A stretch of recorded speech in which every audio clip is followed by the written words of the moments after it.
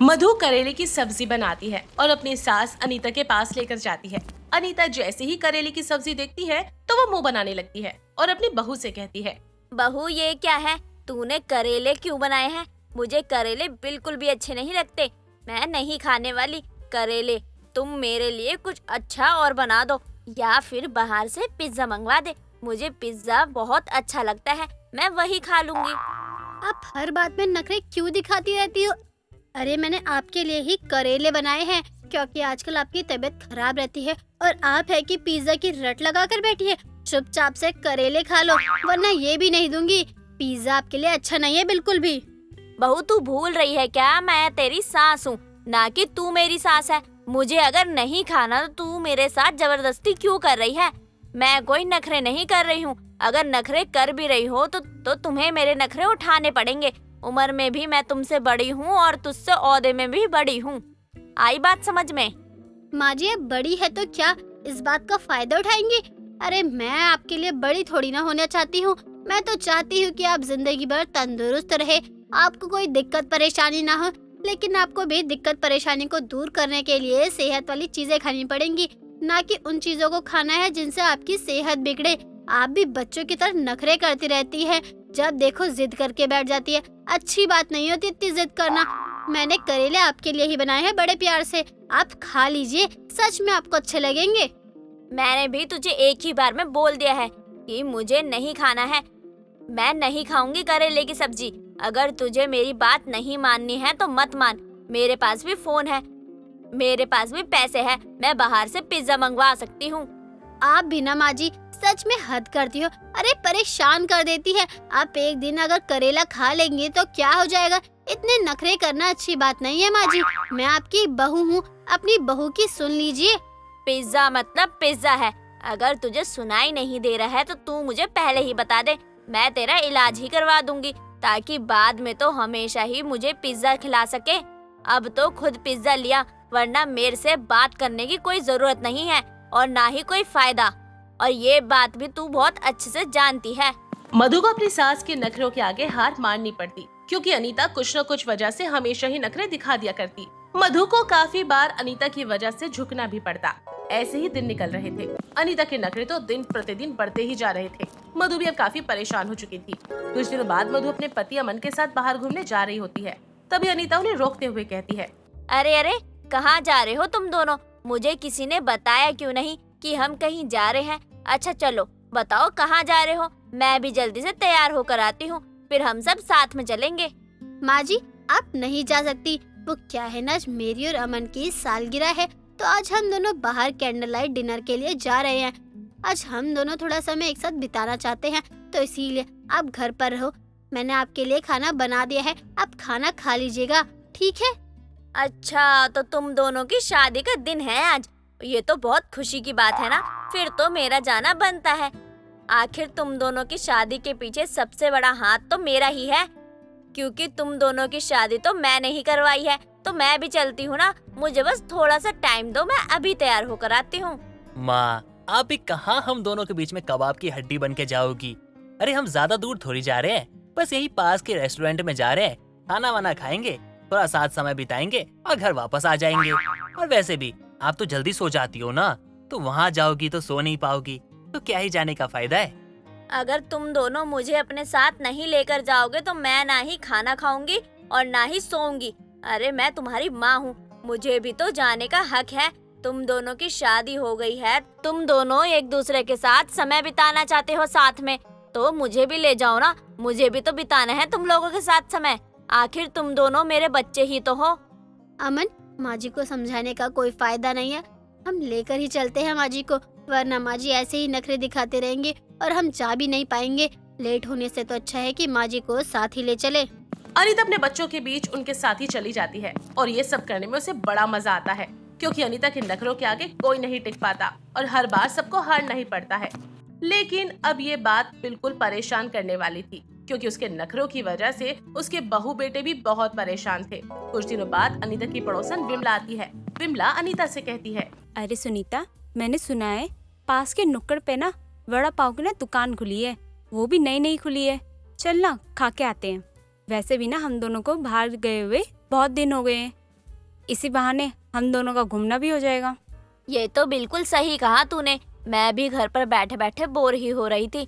रुक, मैं अपनी बहू को बुलाती हूँ, वो मेरा अंदर से पर्स ले आएगी, फिर हम दोनों चलते हैं साथ में।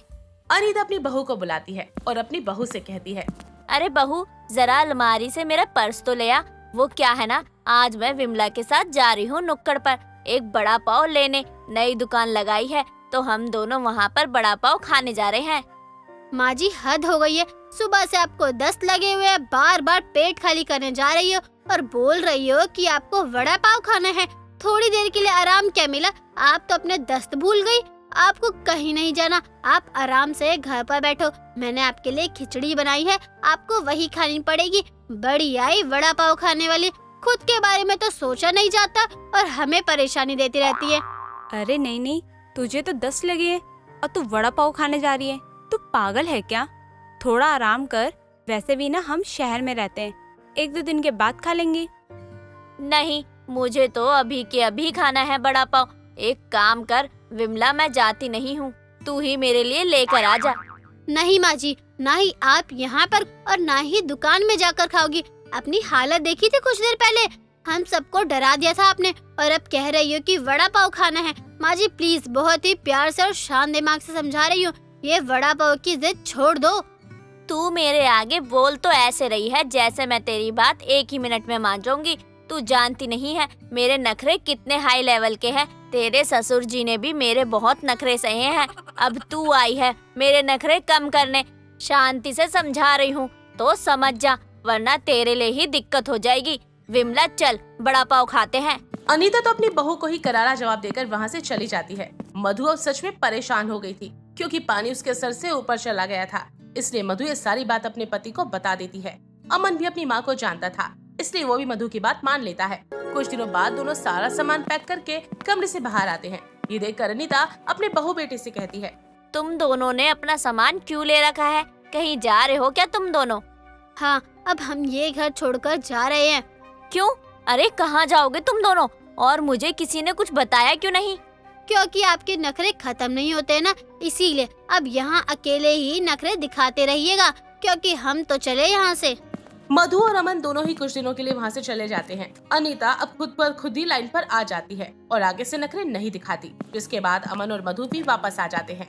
मालिनी को पिज्जा खाना शुरू से ही बहुत ज्यादा पसंद था, लेकिन कोई ऐसा वैसा पिज्जा नहीं, बल्कि रात की बची हुई रोटी को पिज्जा बनाकर खाना काफी पसंद था। एक दिन मालिनी को बहुत जोरों की भूख लगती है, तो वो अपनी माँ उमा के पास जाती है और उमा से कहती है, माँ मुझे बहुत जोर से भूख लग रही है, रसोई में कुछ भी खाने को नहीं है, अब मैं क्या खाऊं? भूख लग रही है तो कुछ खाना बना लेना खाने के लिए, इतनी बड़ी हो गई है अब भी कुछ बना नहीं सकती। माँ बनाने के लिए रसोई में कुछ होना भी तो चाहिए, मैं रसोई से ही आ रही हूँ, रसोई में कुछ भी खाने को नहीं है, तो बताओ मैं क्या बनाऊँ और क्या खाऊं? बना हुआ खाने को बनाना नहीं कहते, दाल चावल बना ले, वो तो रखा हुआ है। नहीं माँ, मेरा मन नहीं है दाल चावल खाने का। कल रात में आपने रोटी बनाई थी ना, तो मैंने अपने हिस्से की रोटी नहीं खाई थी, तो वो कहाँ है? वो भी तो मुझे रसोई में नहीं दिख रही। वो तो मैंने फेंक दी थी, मुझे पता था कि तू फिर से रोटी का कुछ न कुछ नाश मारने वाली है, इसीलिए मैंने रोटी पहले ही फेंक दी। अरे रोटी को रोटी की तरह भी खा जाया कर। माँ मुझे रोटी नहीं, रोटी पिज्जा खाना पसंद है, तभी तो मैं रोज रात में अपनी रोटी बचाती हूँ, और आपने वही रोटी फेंक दी। रहने दो माँ, मुझे ना आपसे बात ही नहीं करनी है। अपने रोटी पिज्जा के आगे अपनी माँ से ही बात नहीं करनी, ठीक है मत कर, जब अकल ठिकाने आएगी तो खुद ही आ जाएगी बात करने। माँ आपको नहीं पसंद, इसका मतलब ये तो नहीं ना कि किसी को भी मेरे हाथ की रोटी पिज्जा पसंद नहीं आएंगे। माँ लोगों को सेहत और स्वाद अगर दोनों ही मिल रहा है तो बुराई क्या है? बुराई कुछ नहीं है, बस दिक्कत ये है कि तू रात की बची हुई बासी रोटी का पिज्जा बना रही है। 1-2 बार तो चल जाता है बासी रोटी का पिज्जा, लेकिन हमेशा थोड़ी चलता है ये सब। माँ मैं ताज़ी रोटी का भी बना सकती हूँ, लेकिन मैं भी जानती हूँ कि आपको कमियाँ निकालने का बस मौका चाहिए। अभी बासी रोटी का ताना मान रहे, कल को ताज़ी रोटी का भी मारोगी। मैं तुझे समझा ही क्यों रही हूँ, तेरे दिमाग में अकल थोड़ी भरी है, तेरे दिमाग में तो रोटी पिज्जा भरा पड़ा है, तभी तो अपनी गलती कभी माननी ही नहीं होती तुझे। जा, तुझे जो करना है तू कर। उमा मालिनी को सुनाकर वहाँ से चली जाती है। मालिनी एक बहुत बड़ी कंपनी में काम करती थी। एक दिन मालिनी अपने ऑफिस के दोस्त ललित के लिए रोटी पिज्जा बनाकर लेकर आती है, जो उसका दोस्त ललित खाता है और मालिनी की तारीफ करते हुए कहता है, अरे वाह मालिनी, तुमने तो सच में बहुत ही अच्छा पिज्जा बनाया है, लेकिन इसका स्वाद बाकी के पिज्जे से अलग क्यों लग रहा है मुझे? इसमें सच में कुछ अलग है क्या? हाँ अलग है ना, मैंने रोटी पिज्जा बनाया है कल रात की बची रोटी का। मुझे रोटी पिज्जा बहुत ज्यादा पसंद है, तो मैं ये बनाती रहती हूँ और लोगों को भी खिलाती रहती हूँ। चल झूठी, मैं इतने टाइम से तुम्हें जानता हूँ और हम दोनों तो शायद अब दोस्त से भी ज्यादा बन चुके हैं, लेकिन रोटी पिज्जा तो तुमने मुझे पहले कभी नहीं खिलाया। वो दरअसल मैं ऑफिस में रोटी पिज्जा आज ही लाई हूँ पहली बार। मुझे लगा यहाँ के लोग क्या सोचेंगे कि मैं गरीब हूँ इसलिए रोटी पिज्जा बनाया है, इसलिए मैं लाई नहीं। यार तू बिना कुछ भी सोचती रहती है, लोग कुछ भी सोचे उससे हमें क्या करना है? तुझे रोटी पिज्जा बनाने आता है और मुझे रोटी पिज्जा बहुत पसंद आया, तो बस यही बात खत्म। सच में तुम्हें अच्छा लगा? अच्छा, अरे मुझे रोटी पिज्जा बहुत अच्छा लगा। मैंने आज से पहले कभी भी रोटी पिज्जा नहीं खाया। तुम्हारे हाथ में तो जादू है मालिनी, मजा आ गया खाकर। तुम्हें मेरे हाथ का रोटी पिज्जा इतना पसंद आया, फिर तो मैं कल भी तुम्हारे लिए बना कर लाऊंगी। मुझे नहीं पता था कि तुम्हें रोटी पिज्जा इतना अच्छा लगेगा। अच्छा नहीं, बहुत अच्छा है। मेरे लिए एक नहीं बल्कि 2 रोटी पिज्जा लेकर आना। मालिनी के हाथ का बनाया हुआ रोटी पिज्जा ललित को काफी ज्यादा पसंद आता है। मालिनी और ललित एक दूसरे को काफी ज्यादा पसंद करने लगे थे और एक दूसरे से शादी भी करना चाहते थे।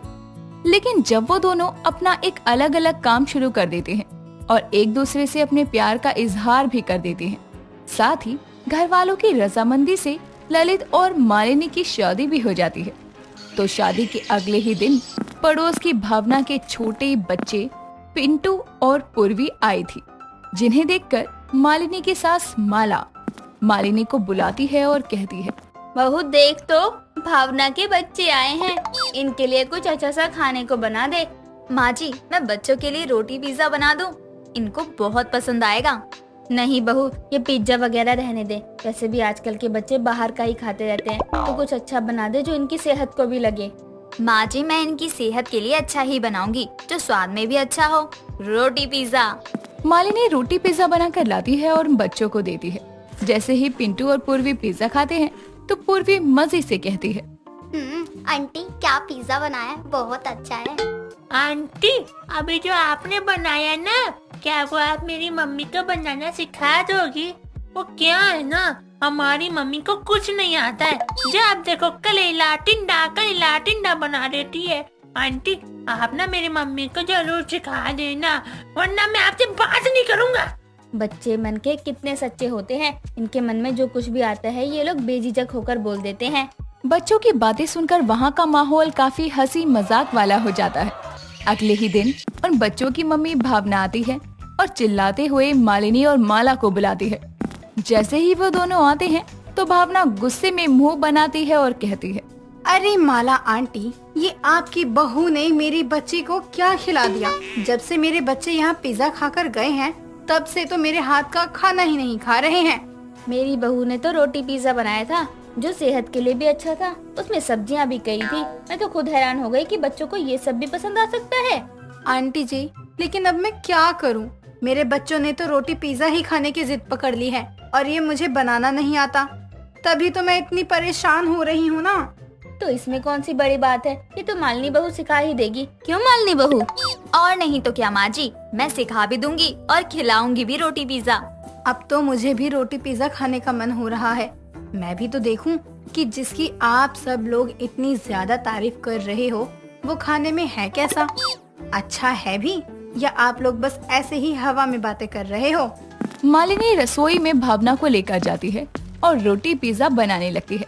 भावना भी मालिनी से रोटी पिज्जा कैसे बनाती हैं ये सीखती है। कुछ देर बाद जब मालिनी रोटी पिज्जा बनाकर तैयार करती है तो भावना को वो रोटी पिज्जा खाने को देती है, जिसे खाने के बाद भावना कहती है, वाह मालिनी, तुमने तो सच में जैसे कोई जादू ही कर डाला। मेरे बच्चों को तो रोटी पिज्जा पसंद था ही, लेकिन अब तो मुझे भी इतना पसंद आ रहा है कि मैं क्या बताऊं। मैं तो कहती थी कि रोटी पिज्जा बहुत अच्छा होता है। वैसे मालिनी, तुम एक काम क्यों नहीं करती? तुम अपना एक YouTube व्लॉग बनाओ, जिसमें तू रोटी पिज्जा की अलग अलग वैरायटी ही बनाकर दिखा सकती हो। मतलब क्या है? कैसी वैरायटी? अरे मेरा मतलब है तुम अपना एक चैनल बनाना जिसमें तुम रोटी पिज्जा कैसे बनाते हैं ये दिखाना, और कभी सब्जियां चेंज कर देना, जैसे रोटी पनीर पिज्जा। ये कितना सही आइडिया है, मेरे दिमाग में क्यों नहीं आया? इसलिए ही तुम्हारे दिमाग में नहीं आया क्योंकि ये आइडिया मैं तुम्हें बताने वाली थी। अच्छा है ना? चलो अब तुम अपना चैनल बनाना, और कोई भी मदद चाहिए तो मुझे जरूर बताना। और मदद के बदले में आपको पिज्जा भी मिलेगा। हाँ, तभी तो मैं तुम्हारी मदद करूंगी ताकि मुझे भी रोटी पिज्जा खाने को मिल जाए। मालिनी अब अपना एक चैनल बनाती है जिसमें वो रोटी के इस्तेमाल से ही अलग अलग तरह के पिज्जा बनाती है और काफी नाम कमाती है। सौम्या और अनुपा देवरानी जेठानी थी। जहाँ जेठानी अनुपा अपने स्वार्थ में अंधी थी, वहीं देवरानी सौम्या अपने स्वभाव की वजह से बहुत दानी थी। उसे कभी किसी को मना करने की आदत ही नहीं थी। अगर कोई उससे कुछ मांग लेता तो वो तुरंत उसे वो चीज निकाल कर दे दिया करती। ऐसे ही एक दिन उन दोनों की सास कुमकुम अपने घर के हॉल में बैठी सोचती है, राधे राधे, भगवान तू सबको एक समान क्यों नहीं बनाता? कभी तो किसी को कुछ ज्यादा दे देता है तो कभी किसी को कुछ कम। अब मेरी दोनों बहुओं को ही देख ले, एक तो इतनी दानी है कि कोई उसकी एक किडनी मांग ले तो दोनों निकाल कर दे देगी, और एक इतनी स्वार्थी है कि सामने वाले की ही छीन लेगी। कुमकुम अकेले में बड़बड़ा ही रही थी कि तभी वहाँ उसका बड़ा बेटा यानी अनुपा का पति प्रयाग आकर कहता है, अरे क्या हो गया माँ? क्या भगवान से सुबह सुबह शिकायतें लेकर बैठी हो आप? जब देखूं आपको आप मुझे परेशान ही मिलती हो, कभी तो हंसती हुई मिला करो। अरे बेटा, अपनी किस्मत को रो रही हूँ। अब तू ही बता कि हंसू कैसे? कैसी किस्मत है मेरी कि कैसी अलग अलग सी बहुएं मिली है मुझे। दोनों में कोई समानता नहीं है। एक बहू एक नंबर की स्वार्थी और एक बहू एक नंबर की दानवीर। माँ, जब हमारे हाथ की 5 उंगली बराबर नहीं होती तो लोग कैसे बराबर हो सकते हैं? अब मैं ऑफिस चला, मुझे देर हो रही है। प्रयाग ये कहकर ऑफिस चला जाता है कि तभी कुमकुम की छोटी बहू सौम्या उसके लिए चाय लेकर आती है और उसे देते हुए कहती है, माँ जी ये लीजिए चाय, इसमें मैंने आपकी पसंद की इलायची डाली है, पीकर बताइए कैसी बनी है। अरे ये क्या बहू, तू तो जानती है कि मैं चांदी के कप में चाय पीती हूँ, तो मेरा चांदी का कप कहाँ है? अब ये मत बोलियो कि गंदा था। इस घर में 6 पीस हैं। वो माँ जी पड़ोसन की विमला आई थी, आज उनके घर उनकी लड़की को लड़के वाले देखने आ रहे हैं, तो मैंने वो कप उठाकर उनको दे दिए। हे भगवान, चांदी के कप कोई किसी को उधार देता है क्या? अगर उसको चाहिए तो खरीद कर ले आए ना, तूने क्यों दिए? अरे मेरी दानवीर बहू, किसी दिन तो अपना घर या अपनी सास को भी किसी को दान में मत दे दियो। बताओ जरा, कब उधार दे दिए? माँ जी उधार नहीं दिए हैं, मैंने उन्हें उम्र भर के लिए दे दिए हैं, और ये भी बोला है कि आप अपने पास ही रख लो, मेरी सासू माँ नए ले आएंगी।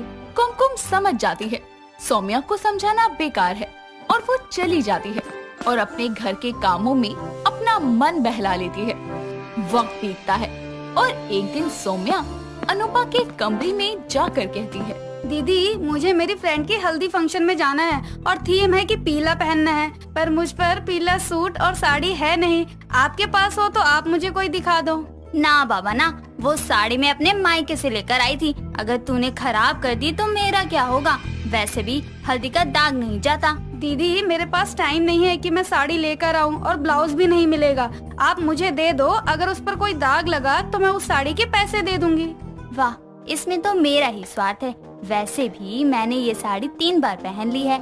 हल्दी में साड़ी गंदी होगी और मैं इससे उस सस्ती सी साड़ी के डबल पैसे वसूल कर लूंगी, मजा आएगा। इतना सोचकर अनुपा अपनी साड़ी निकालकर सौम्या को दे देती है और फंक्शन में जाकर सौम्या वापस आती है और अगले दिन वो साड़ी को धोकर अनुपा को वापस करती है। साड़ी लेने के बाद कमरे में आकर अनुपा कहती है, अरे ये क्या, इसने तो बिना दाग लगाए ही मेरी साड़ी वापस कर दी। मैं ऐसा नहीं होने दे सकती, मुझे कुछ तो दिमाग लगाना पड़ेगा। इतना सोचकर अनुपा रसोई में जाती है और हल्दी के जिद्दी दाग अपनी साड़ी पर लगाकर हॉल में आती है, जहां उसकी सास और देवरानी भी मौजूद थे। ये क्या सौम्या, मैंने तो सुना था तुम बहुत दानी हो, पर तुम तो सयानी निकली। तुमने तो बोला था दाग लगेगा तो साड़ी मुझे नहीं ला कर दोगी, और तुमने दाग भी लगाया और साड़ी भी नहीं दी। दीदी मैंने खुद ये साड़ी धोई है और फंक्शन में इसका ख्याल भी रखा है। मुझे नहीं पता कि ये दाग कहाँ से आया। अच्छा, तो तुम ये कहना चाहती हो कि मैं झूठ बोल रही हूँ और ये दाग मैंने खुद लगाए हैं रसोई से हल्दी निकाल कर। दीदी मेरा वो मतलब नहीं था, लेकिन आप फिक्र मत करो, मैं आपको एक नहीं 4 साड़ियों के पैसे दे देती हूँ। दोनों की बातें सुनकर कुमकुम से रहा नहीं जाता और वो बीच में कहती है, ओ मेरी स्वार्थी और दानी बहू, मैं जानती हूँ कि साड़ी पर दाग किसके स्वार्थ की वजह से आया होगा और कौन इतना दानी है जो एक सस्ती साड़ी के बदले 4 साड़ी के पैसे दे देगा। अब तुम दोनों मेरी सुनो। सोम्या बहू तू सुन, ये सेम साड़ी मैं तुझे दिलवा कर लाऊंगी और तू इसे दे दियो, कोई ज्यादा पैसे देने की जरूरत नहीं है। और तू अनुपा बहू, अगर दाग लग गया तो तेरा कोई मतलब नहीं है फालतू पैसे मांगने का, आई समझ। अब जाओ दोनों यहाँ से। ये सासू माँ ने तो मेरे किए कराए पर पानी फेर दिया। इतना मस्त प्लान बनाया था, सब खराब कर दिया। कुमकुम दोनों को एक अच्छा सुझाव देकर भेज देती है, जिसके बाद दिन बीतते हैं, लेकिन ना ही एक बहू का दानी होना कम होता है, ना ही दूसरी बहू का स्वार्थी होना। दिन बीतते हैं और सौम्या की तबीयत थोड़ी खराब चल रही थी और एक दिन अनुपा अपने स्वार्थ में अंधी होकर घर की पुरानी चीजें बेचकर घर आ रही होती है कि तभी एक तेज रफ्तार गाड़ी से उसका एक्सीडेंट हो जाता है। सब घर वाले ये बात जानकर हॉस्पिटल आते हैं और उसके बाद डॉक्टर बाहर आकर कहती है, जी देखिए इनका खून बहुत बह गया है, इनको बी पॉजिटिव खून की जरूरत है और ये हॉस्पिटल में है नहीं, आप कहीं से अरेंज करवा दीजिए। ठीक है डॉक्टर, मैं अभी किसी पास के ब्लड बैंक से खून लेकर आता हूँ। आप बस मेरी बीवी का अच्छे से ख्याल रखना, उसको कुछ होना नहीं चाहिए। अरे लेकिन अगर इतने में दीदी को कुछ हो गया तो मैं इतना बड़ा रिस्क नहीं ले सकती। सुनिए डॉक्टर, आप मेरा खून ले लीजिए, मेरा और दीदी का खून मिलता है। बहू तू खुद कमजोर सी है और तेरी तबीयत भी खराब चल रही है। प्रयाग इंतजाम कर देगा खून का, तू रुक और तू बेकार में परेशान मत हो। मैं नहीं चाहती कि मेरी दोनों बहुएं एक साथ बिस्तर पकड़ लें। नहीं माँ जी, दीदी की जान का सवाल है, मैं खून दूंगी और जरूर दूंगी, आप मुझे इसके लिए मना नहीं कर सकती। जी देखिए इनका खून बह गया है लेकिन जान का खतरा नहीं है, आपके पास समय है, आप आराम से इंतजाम कर सकते हैं, आपको परेशान होने की जरूरत नहीं है। सुना ना बहू तूने, डॉक्टर ने खुद क्या बोला, प्रयाग कर देगा इंतजाम। नहीं माँ जी, लोगों का भला करना तो इंसानियत का पहला फर्ज है और ये तो मेरी खुद की जेठानी है, आप मुझे नहीं रोकेंगी, आपको मेरी कसम है। सौम्या किसी की नहीं सुनती और अपनी जेठानी को खून देती है, जिसके बाद उसके शरीर में बहुत कमजोरी आ जाती है और उसे खुद हॉस्पिटल में एडमिट होना पड़ता है। और दोनों देवरानी जेठानी एक ही वार्ड में थी। कुमकुम उन दोनों से मिलने आती है तो सौम्या को देखकर अनुपा कहती है, मुझे माफ कर दो सौम्या, मैंने हमेशा अपना स्वार्थ सोचा और तुम इतनी अच्छी हो कि तुमने मेरी जान बचाने की सोची। हाँ, और वो इसको खुद भारी पड़ गया। अरे मेरी दानवीर कर्ण की मौसेरी बेटी, प्रयाग खून का इंतजाम कर देता, तुझे दानवीर बनने की क्या ही जरूरत थी। माँ जी मुझे माफ कर दो, आज के बाद मैं दानवीर तो बनूंगी लेकिन सोच समझ के साथ, कोई बेवकूफी नहीं करूंगी। और मैं वादा करती हूँ अब से अपना स्वाद देखने की जगह लोगों के बारे में भी सोचा करूंगी और उनको भी कभी निराश नहीं करूंगी। मुझे खुशी है कि तुम दोनों को समझ तो आया कि ना ज्यादा स्वार्थी होना अच्छा है और ना ज्यादा दानवीर। जिंदगी की खिचड़ी में कर्म के मसालों का अच्छा तालमेल होना चाहिए, तभी उसका स्वाद आता है। अगर एक भी मसाला फालतू या कम पड़ जाए तो मसला हो जाता है। आई कुछ समझ? जी माँ जी आ गया। जिसके बाद कुमकुम को अपनी दोनों बहुओं की तरफ से राहत की सांस आती है और फिर सब एक साथ खुशी खुशी रहते हैं। रिंकी एक स्ट्रगलिंग एक्टर थी जिसने अब तक कई धारावाहिक में साइड रोल किए थे। रिंकी का घर दिल्ली में था लेकिन वो अपने करियर के लिए मुंबई रह रही थी। लेकिन कुछ दिनों के लिए रिंकी अपने घर दिल्ली आई थी। अब अपने घर आने के बाद ही जब सुबह के नाश्ते में रिंकी की माँ दामिनी रिंकी को ऑमलेट ब्रेड देती है तो रिंकी अपनी माँ से कहती है, माँ आपको मैंने रात में ही कहा था कि मुझे वड़ा पाव खाना है, मुझसे ये सब नहीं खाया जाएगा। चल थोड़ी देर में बना दूंगी, अभी तू यही खा ले, देख कितनी कमजोर हो गई है तू। माँ आप रख दो, मैं खा लूंगी, मुझे थोड़ा सा काम है। अब दामिनी भी रिंकी को खाना देने के बाद अपने काम में लग जाती है। लेकिन जब थोड़े समय बाद दामिनी रिंकी के कमरे में आती है तो वो देखती है कि रिंकी सोई हुई है और उसका नाश्ता वैसे के वैसे रखा है। अब दामिनी उस नाश्ते को उठाकर ले जाती है और कुछ समय बाद ही अपनी बेटी के लिए वड़ा पाव बनाकर लाती है और रिंकी को उठाते हुए कहती है, रिंकी बेटा उठ भी जा, ये कोई सोने का समय है, ये ले मैंने तेरे लिए बड़ा पाव बनाया है तेरी पसंद का। माँ सोने देते ना, मुझे ये ऑमलेट ब्रेड नहीं खाना, मैंने आपसे कहा था ना। अरे देख तो क्या बना कर लाई हूँ। अब रिंकी वड़ा पाव का नाम सुनते ही जल्दी से उठकर उसे खाते हुए अपनी माँ से कहती है, माँ वैसे आपने ये पहली बार ही बनाया है, पर जो भी है बहुत अच्छा बना है ये। सच में अच्छा बना है या झूठी तारीफ कर रही है? अब देर शाम रिंकी अपनी दोस्त के साथ बाहर जाती है तो रिंकी की दोस्त महिमा रिंकी से कहती है, रिंकी चल चलकर गोलगप्पे खाते हैं, मुझसे तो रहा ही नहीं जा रहा। तुझे भी तो गोलगप्पे कितने पसंद हैं। अरे यार मुझे नहीं खाने ये सब, मुझे तो बस वड़ा पाव खाना है, वो भी मुंबई जैसे। ठीक है मत खा, यहाँ तो तुझे बड़ा पाव मिलने से रहा। अब रिंकी थक हार कर अपने घर आती है और अपनी माँ दामिनी से कहती है, माँ मुझे महिमा बाहर भी ले गई तो उसने छोले भटूरे मोमोज चाउमीन गोलगप्पे खा लिए, लेकिन मुझसे ये सब खाया ही नहीं गया क्योंकि मुझे तो ये पसंद ही नहीं है। प्लीज ना आप मेरे लिए वड़ा पाव बना दो प्लीज। अभी मैं राजमा चावल बना रही हूँ, अब मैं कुछ नहीं बनाने वाली। माना तुझे वहाँ पर वड़ा पाव खाने को मिलते थे, इसका मतलब ये नहीं है कि तू बस वही खाती रहे। माँ मैंने कह दिया है आपकी मर्जी, आप बनाओ या ना बनाओ, लेकिन मैं कुछ और नहीं खा सकती हूँ। दामिनी रिंकी के कमरे में खाना तो रखा आती है लेकिन वो खाना खाती ही नहीं। अब अगली ही सुबह दामिनी अपनी बेटी रिंकी से किचन में वड़ा पाव बनाते हुए कहती है, तेरी इन हरकतों से तो मैं परेशान हो गई हूँ। इतना भी क्या वड़ा पाव का शौकीन हो ना कि तुझे किसी और चीज से कोई मतलब ही ना रहे। माँ आप मेरे वड़ा पाव के बारे में कुछ भी ना कहो तो ज्यादा अच्छा है। जब किसी ने मेरा साथ नहीं दिया तब मेरा वड़ा पाव ही मेरे साथ रहता था। हाँ बस बस, ये सब कहानी किसी और को सुनाना। दामिनी अब रिंकी को वड़ा पाव बनाकर देती है और फिर रिंकी से कहती है, कल तुझे लड़के वाले देखने आने वाले हैं तो उनके सामने कोई नखरे मत करियो। माँ मैं आपसे पहले ही कह रही हूँ, मुझे अभी कोई शादी वादी नहीं करनी है। हर वक्त बच्चों की सुनते रहो तो वो अपने माँ बाप को ही बेवकूफ समझने लगते हैं, लेकिन इस बार मैं तेरी एक नहीं सुनने वाली हूँ। माँ खा लेने देते हैं, फिर ये बैड न्यूज सुनते हैं। वैसे भी आपके इस बात से नाराज होकर ये वड़ा पाव नहीं छोड़ने वाली हूँ मैं। अब अगले रोज ही रिंकी के लिए रिश्ता आता है और रिंकी को देखकर रिंकी की सास कुंती रिंकी से कहती है, वैसे बेटा तुमने ये वड़ा पाव बहुत ही अच्छा बनाया है, खाना तो अच्छा बना लेती हो। वैसे ये बताओ शादी के बाद भी मुंबई जाने का इरादा है क्या? जी मुझे तो कोई दिक्कत नहीं है आपके एक्टिंग करियर से, बाकी आप जो भी ठीक समझो। चुप कर तू, मैंने अपनी होने वाली बहू से पूछा है, तुझसे नहीं।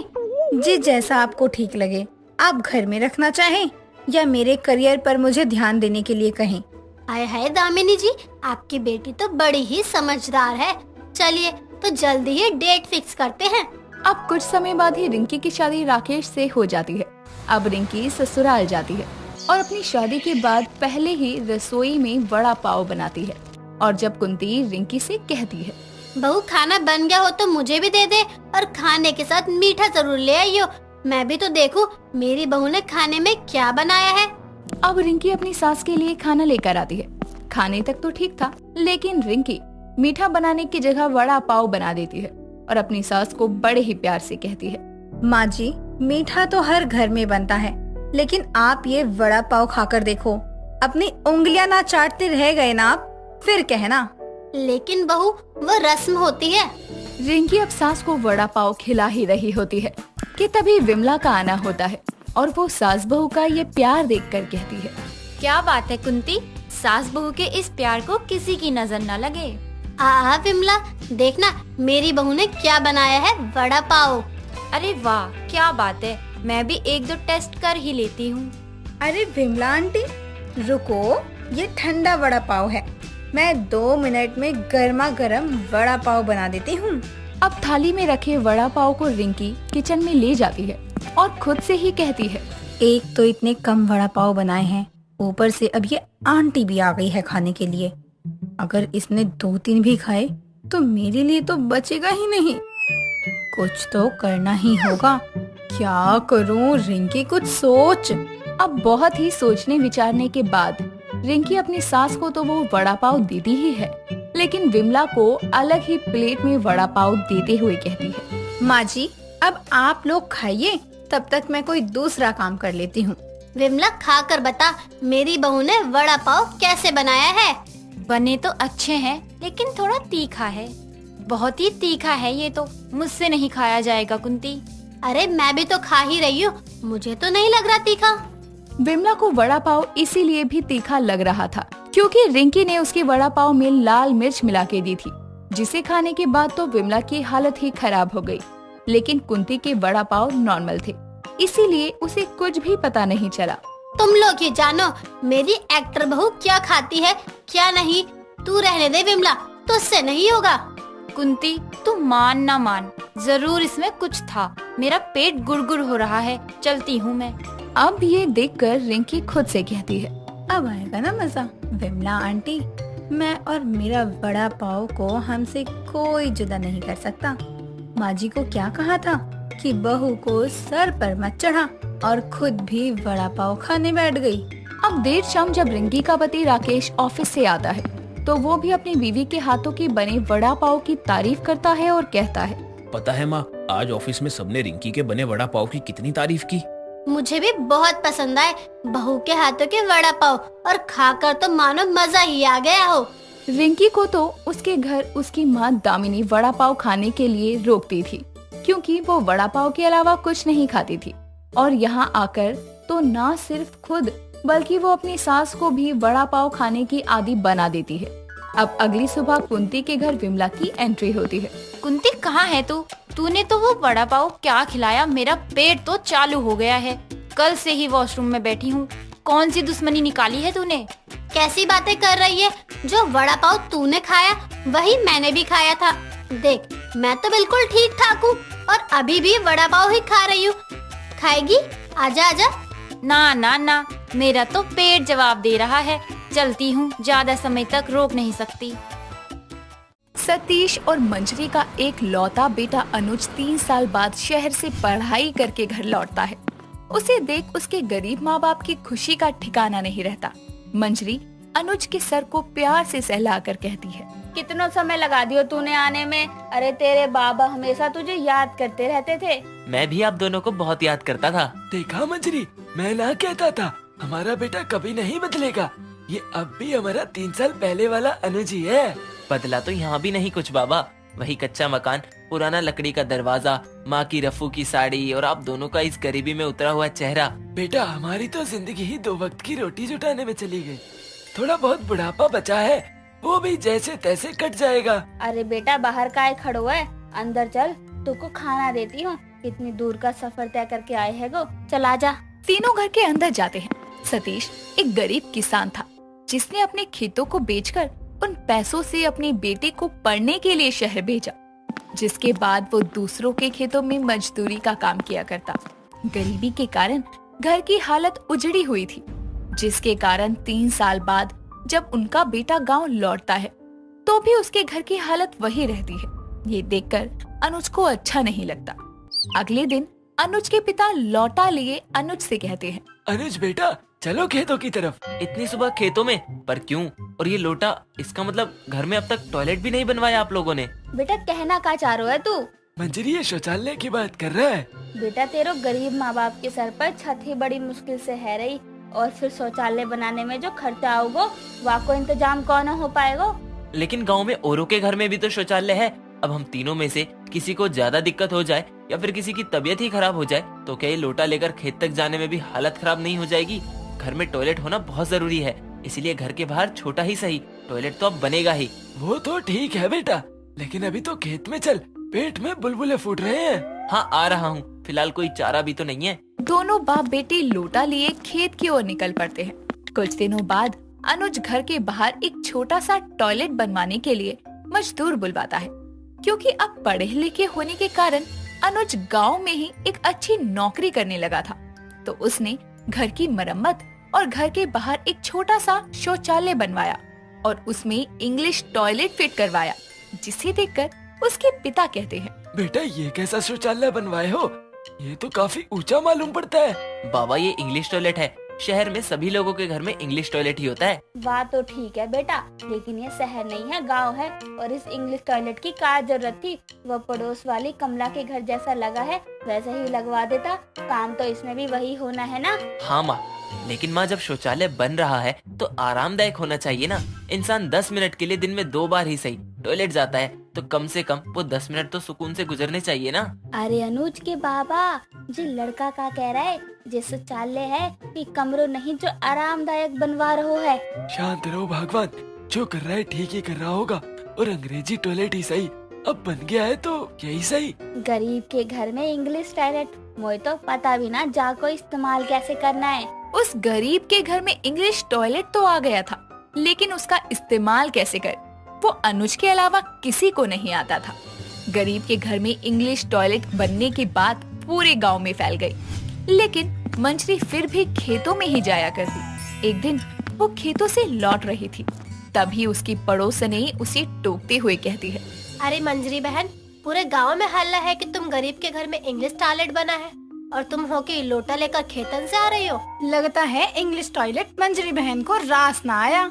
क्यों मंजरी बहन? ऐसो कछु ना है, जे लोटो तो मैं सुरैया के घर से लेने गई थी। और रही बात अंग्रेजी टॉयलेट की, हमें कोनो दिक्कत ना आ रही वाको इस्तेमाल करने में। ये बात है तो जरा हमें भी दिखा दे अपना इंग्लिश टॉयलेट। वो क्या है ना, अभी तक खाली सुना है, कभी देखा नहीं है। हाँ, और वैसे भी पूरे गांव में तो तुम्हारे घर में है इंग्लिश टॉयलेट, तो चले तुम्हारे घर। अरे टॉयलेट तो टॉयलेट हो तो है, जहाँ में देखने जैसा का है, वो हल्का होने के लिए जगह है। अभी तुम लोगों का उसको निहारने बैठोगी? परे को हटो, मुझे देर हो रही है। इतना कहकर मंजरी फट से कदम बढ़ाए वहाँ से चली जाती है। समय बीतता है। अनुज के माँ बाप उसके लिए दूसरे गांव की ही कोई अच्छी सी लड़की देखकर उसकी शादी करवाते हैं। अनुज की पत्नी झुमकी भी गरीब घर से थी, इसीलिए ज्यादा पढ़ी लिखी नहीं थी। एक सुबह वो टॉयलेट की तरफ जाती है और दरवाजा खोलते ही कहती है, अरे दैया, बैठना कहाँ है, हमको तो समझ ही नहीं आ रहा। सासू जी से पूछते हैं। सासू माँ, सासू माँ। का होगा बहू, काय जोर से चिल्ला रही है? आस पड़ोस के लोग बागान सुनेंगे तो का बोलेंगे? अरे बोलेंगे क्या, वो छोड़िए, ये बताइए करना कहाँ है? का करना है, पहले जे तो समझा दे मोए। अरे दैया, अभी आपको कैसे बताए सासू जी? अरे हमें ये टॉयलेट कैसे इस्तेमाल करना है ये पूछ रहे हैं हम। अरे जा, सवाल का जवाब तो हमें ना मिलो आज तक, तो को कहाँ से बता दे? सासू जी देखिए, मजाक ना करिए, हमको जाना जरूरी है, ज्यादा देर तक खड़े नहीं न रह सकते। दोनों बातें कर ही रहे थे कि तभी अनुज वहाँ आता है और दोनों को परेशान देखकर कहता है, क्या हुआ? आप दोनों सुबह सुबह टॉयलेट के बाहर लाइन लगा कर क्यों खड़े हैं? कोई अंदर है क्या? कोई नहीं है, हमको जाना है लेकिन हम जा नहीं पा रहे हैं, काहे कि सासू जी बता नहीं रही हैं कि अरे समझिए ना, सब हम ही बोलेंगे क्या? माँ तो कह रही थी कि आपके गांव में खाली आप ही के घर में इंग्लिश टॉयलेट है, बाकी हमको तो इसका कोनो ज्ञान ही नहीं है। लेकिन एक बात कहे जी, का फायदा ये इंग्लिश टॉयलेट का, जब सासू जी जानती ही नहीं है कि इसको इस्तेमाल कैसे करना है। माँ ऐसी बात थी तो आपने मुझे कभी बताया क्यों नहीं? अरे क्या क्यों, सब बाद में बता लीजिएगा, पहले इस गरीब का अर्जेंसी समझिए, कितना देर से खड़े रहे हैं। तभी अनुज झुमकी को समझाता है तो झुमकी फट से टॉयलेट में जाकर दरवाजा बंद कर लेती है। कुछ देर बाद जब वो अंदर आती है तो कहती है, सच में ये इंग्लिश टॉयलेट तो बहुत आरामदायक है, पहली बार इस्तेमाल किए हैं हम। हाँ, अब तो ये पता चल गयो ना, तो मोए भी समझा दिए, वरना अभी तो अनुज के सामने मैंने बातन को संभाल लियो। पर मैं न चाहती वाको सच पता चले कि वाकई टॉयलेट बनाने के बाद भी गरीब माँ बाप उसका इस्तेमाल न कर रहे। हाँ, ये बात तो सही है, कोनो बात नहीं सासू जी, हम आपको समझा देंगे। चलिए अब घर का काम खत्म कर लेते हैं। अगले दिन पड़ोस की औरतें मंजरी की बहू को देखने आती है, तो कुछ देर चाय नाश्ता करते हुए अचानक ही उनमें से एक पड़ोसन कहती है, मंजरी, तेरा शौचालय कहाँ है? मुझे जरा जाना है। अरे अब घर जाकर ही जाइयो, पता है ना इंग्लिश टॉयलेट है मंजरी के यहाँ, जिसमें खुद तो जा नहीं पाती, तुझे क्या बताएगी? हाय, ये तो मैं भूल ही गई थी। वैसे कहते हैं ना, भिखारी के हाथ में सोने का लोटा भी दे दो तो मांगने से भीख ही है। बेटे ने शहर से आकर इंग्लिश टॉयलेट तो बना दिया, लेकिन क्या फायदा जब गरीब माँ बाप को हल्के होने के लिए खेतन में ही जाना पड़े। अरे आंटी जी, काहे बकवास वाला बात करती हैं? कौन बोला आपको कि सासू जी इंग्लिश टॉयलेट में नहीं जा सकती? बोलना कैसा है, हम तो देखते आ रहे हैं, इससे अच्छा तो हमारे घर के शौचालय हैं। इंग्लिश टॉयलेट नहीं है, लेकिन जाने में झंझट तो नहीं होता। आप पड़ोसनों का बोली इतना बेकार काहे होता है? सासू जी जरा दोनों को लेकर तो जाइए इंग्लिश टॉयलेट में और समझा दीजिए तो। तभी मंजरी पड़ोसनों को टॉयलेट ले जाती है और समझाते हुए बताती है, जिसके बाद बारी बारी दोनों पड़ोसनी टॉयलेट जाती हैं और कहती है, ये इंग्लिश टॉयलेट में तो ज्यादा झुकना भी नहीं पड़ता है मंजरी, और एक ही बटन में पानी भी अपने आप आ जाता है। देख लिया इंग्लिश टॉयलेट का फायदा। हमरे एजी ने अपने गरीब माँ बाप के भविष्य का सोच के ये इंग्लिश टॉयलेट बनवाया है, काहे से कि उनको बुढ़ापे में ज्यादा दिक्कत ना हो। और आंटी लोग नया चीज सीखने और इस्तेमाल करने में सबको टाइम लगता है, फिर वो अमीर हो चाहे गरीब। इस तरह दोनों पड़ोसनों को करारा और बेहतरीन जवाब देती है, साथ ही अपनी सास की समस्या को भी सुलझाती है और उसे इंग्लिश टॉयलेट के फायदे बताती है। दोस्तों, अगर आपको ये कहानी पसंद आई तो इसे लाइक करें, शेयर करें और कमेंट करके बताएं कि कहानी में आपको सबसे अच्छा क्या लगा।